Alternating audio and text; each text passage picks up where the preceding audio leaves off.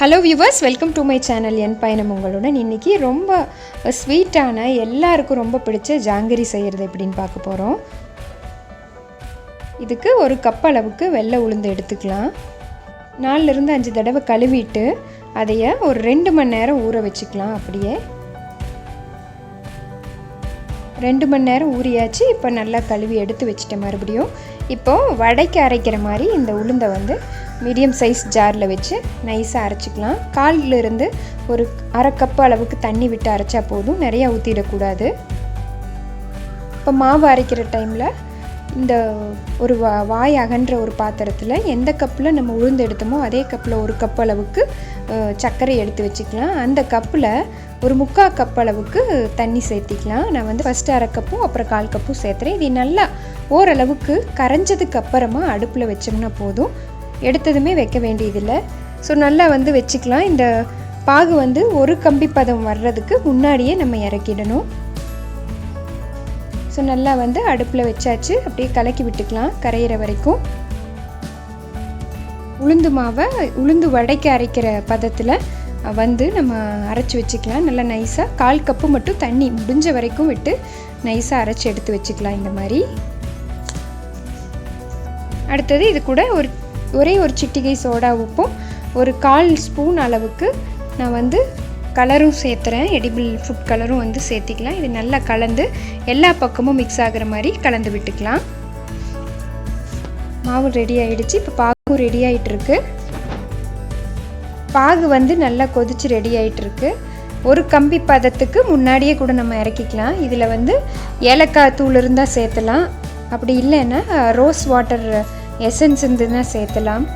ஒரு அரை ஸ்பூன் அளவுக்கு லெமன் சேர்த்திக்கலாம். அப்போ லெமன் சேர்த்துனிங்கன்னா சீக்கிரமாக அது மறுபடியும் ட்ரை ஆகாது, சக்கரை மாதிரி பிடிக்காது. ஸோ ஒரு கம்பி பதம் வர ஆரம்பித்ததும் நான் ஆஃப் பண்ணி இறக்கிக்கிறேன். இந்த மாதிரி வாய் அகலமாக, அதாவது குழியாக இல்லாமல் ஃப்ளாட்டாக அகலமாக இருக்க ஒரு பாத்திரத்தில் எண்ணெய் எடுத்துக்கலாம். 1/4 லிட்டர் அளவுக்கு எண்ணெய் எடுத்திருக்கேன். இப்போது பைப்பிங் பேக்கோ இல்லை அந்த துணியெல்லாம் இல்லாததுனால நான் ஒரு ஜிப்லாக் கவர் எடுத்திருக்கேன். இதை நல்லா கழுவிட்டு இதுக்குள்ளே மாவு ஃபில் பண்ணிக்க போகிறேன். நல்லா ஃபில் பண்ணியாச்சு. கொஞ்சம் கூட கேஸ் ஃபார்ம் ஆகாத அளவுக்கு லைட்டாக அப்படியே எடுத்து விட்டுக்கலாம். ஸோ இதை ஓரளவுக்கு அப்படியே நம்ம க்ளோஸ் பண்ணிவிட்டு நல்லா அந்த கவரோட நெக்கை சுற்றி கம்ப்ளீட்டாக அதை முறுக்கி நம்ம ஒரு பைப்பிங் பேக் அளவுக்கு ரெடி பண்ணிக்கலாம். ஸோ இந்த மாதிரி முறுக்கிக்கலாம். முறுக்கி பார்த்தா ஒரு எட்ஜில் மட்டும் நம்ம கட் பண்ணால் போதும். ஸோ ஈஸியாக எல்லாருனாலையும் இந்த ஜாங்கிரி பண்ணிட முடியும். இந்த மாதிரி சிம்பிளான ஒரு டெக்னிக்கில் துணியில் வச்சா கூட நமக்கு கையில் வரும், நமக்கு தெரியாமல் இருக்கலாம். ஸோ ஒரு நல்ல ரப்பர் பேண்ட் வச்சு அதையோட அந்த டிப்பில் நான் சுற்றி விட்டுக்கிறேன். இப்போது இந்த எட்ஜில் கேஸ் இல்லாமல், ஏர் பபிள்ஸ் இல்லாமல் கலந்து விட்டுட்டு ஃபஸ்ட்டு குட்டியாக ஒரு ஓட்டை போட்டு இந்த மாதிரி ஒரு பிளேட்டில் ப்ராக்டிஸ் பண்ணிக்கலாம்.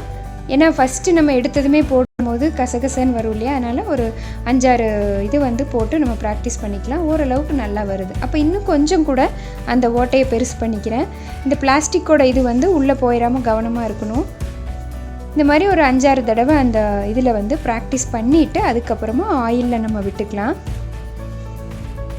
ஓரளவுக்கு பர்ஃபெக்டாக வர ஆரம்பிச்சிருச்சு அப்படின்னு நமக்கே கான்ஃபிடென்ட் வந்ததுக்கப்புறமா நம்ம ஆயிலில் விட ஆரம்பிச்சிக்கலாம். இந்த மாதிரி பண்ணுறது ரொம்பவே சிம்பிள் அண்ட் ஈஸி மெத்தட். எண்ணெயை ஹை ஃப்ளேமில் வைக்காமல் மீடியம்லேருந்து சிம்மில் வச்சுட்டு குட்டியாக ஒரு பீஸ் போட்டு செக் பண்ணி பார்க்கலாம். நல்லா ஆயில் ஓரளவுக்கு மீடியம், அதாவது மாடரேட் ஹீட்டில் இருக்கும்போது உள்ளே போட ஆரம்பிச்சிடலாம். ரொம்ப ஈஸியாக, சிம்பிளாக, குயிக்காக ரொம்ப நாளையும் இந்த ஜாங்கிரி போட்டுற முடியும். கண்டிப்பாக நீங்களும் ஒரு தடவை ட்ரை பண்ணி பாருங்கள். Practice makes a man perfect அப்படிங்கிற ப்ராவர்ப் மாதிரி திரும்ப திரும்ப நம்ம எதையுமே முயற்சி செஞ்சால் மட்டுமே நம்மளால் நல்லா பண்ண முடியும். ஒன்று சைஸ் பெருசும் சிறுசுமாக இருக்குது, அதனால் டைம் கொஞ்சம் குக்கிங் டைம் வேரி ஆகலாம். நம்ம அதை மட்டும் ப்ராப்பராக செக் பண்ணி எடுத்துக்கிட்டோம்னா போதும். ஒரு 3 மினிட்ஸ் ஒரு சைடு குக் ஆனதும் மைகோதி வச்சு அடுத்த சைடை திருப்பி விட்டுக்கலாம். பொறுமையாக குக் ஆகணும். ஏன்னா இது நம்ம சிம் டு மாடரேட் ஃப்ளேமில் வச்சு வேக வைக்கிறதுனால உள்ளே எல்லாம் வேகாமல் இருக்கும். அதனால் நம்ம பார்த்து நல்லா குக் ஆனதுக்கப்புறமா தான் அடுத்த பக்கம் திருப்பி போடணும். பொதுவாக இந்த மாதிரி எண்ணெய் பதார்த்தங்கள் வந்து நம்ம பொரிக்கும் போது பார்த்திங்கன்னா எண்ணெயில் போட்டதுமே நிறைய அந்த நுரை இருக்கும். குக்கானதும் அந்த நுரை வந்து அடங்கிரும்.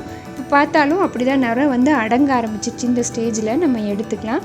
எடுத்து ஓரளவுக்கு நம்மளுக்கு கான்ஃபிடென்ட் இல்லாமல் இருந்ததுன்னா எல்லாத்தையும் ஒரு பிளேட்டில் எடுத்துகிட்டு அதுக்கப்புறமா அதை எல்லாத்தையும் பாகில் வந்து போட்டுக்கலாம். ஏன்னா இந்த பாகில் நம்ம ட்ரான்ஸ்ஃபர் பண்ணுற கான்சன்ட்ரேட் பண்ணால் இதில் வந்து ஒரு மாதிரி அடிப்பிடிக்கிறதுக்கு வாய்ப்பு இருக்குது இல்லையா, ரொம்ப வந்து முருகலாயிரும். அதனால் எல்லாத்தையும் எடுத்துகிட்டு அப்படியே ட்ரான்ஸ்ஃபர் பண்ணிக்கலாம். ஃபஸ்ட்டு செட் எடுத்து அதை வந்து நான் பாகில் போட்டு ஒரு 5 மினிட்ஸ் வந்து அப்படியே ஊறட்டும். உடனே காமிச்சிட்டு நம்ம எடுக்கும் போது உள்ளே வந்து அந்த சாறு இறங்காமல் இருக்கும், அதாவது பாகு இனிப்பு வந்து இறங்காமல் இருக்கும். அதனால் போட்டு ஒரு 3 to 5 மினிட்ஸ் போட்டதுக்கு அப்புறமா வந்து எடுத்துக்கலாம். இது வந்து செகண்ட் செட்டையும் நான் வந்து இப்போ சேர்த்திக்கிறேன். நல்லா வந்து அப்படியே திருப்பி விட்டுக்கலாம். 3 நிமிஷம் ஆனதும் அடுத்த பக்கம். நம்ம பாகு வந்து ஒரு மிதமான சூட்டில் இருக்கணும். ரொம்ப சூடாகவும் இருக்கக்கூடாது, ரொம்ப ஆரியும் இருக்கக்கூடாது. மிதமான சூட்டில் போட்டு அப்படியே எடுத்துக்கலாம். ஒரு 2 to 3 மினிட்ஸ் டைம் வந்து பாகில் ஊறுறதுக்கும் ஒரு 5 to 6 மினிட்ஸ் டைம் வந்து வேகிறக்கும் எடுத்துக்கும். இதே மாதிரி ஒவ்வொரு செட்டாக வந்து போட்டு நான் வந்து எடுத்துக்கிறேன்.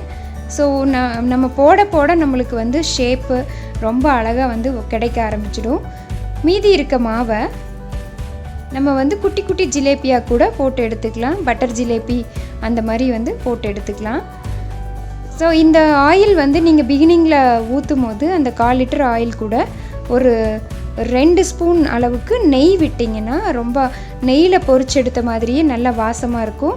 அதே மாதிரி இந்த உளுந்து மாவு அரைக்கிறப்ப 2 ஸ்பூன் அளவுக்கு பொடியாக இருக்க சர்க்கரையை பொடி பண்ணி அந்த மாவோட கலந்துட்டா இனிப்பும் நல்லா வந்து உள்ளே ஏறி இருக்கும். அதுவும் ஒரு டிப்ஸு. ஸோ ரொம்ப அழகாக டேஸ்டியாக கிறிஸ்பியாக நல்லா சாஃப்டாக ஜாங்கிரி ரெடி ஆகிடுச்சு. கண்டிப்பாக இந்த சிம்பிளான ரெசிபியை நீங்களும் ட்ரை பண்ணுங்கள். நிச்சயமாக எல்லாருக்கும் பிடிக்கும்னு நினைக்கிறேன். இதே மாதிரி இன்னொரு இன்ட்ரெஸ்டிங்கான வீடியோவில் உங்களை மீட் பண்ணுறேன். தேங்க்யூ.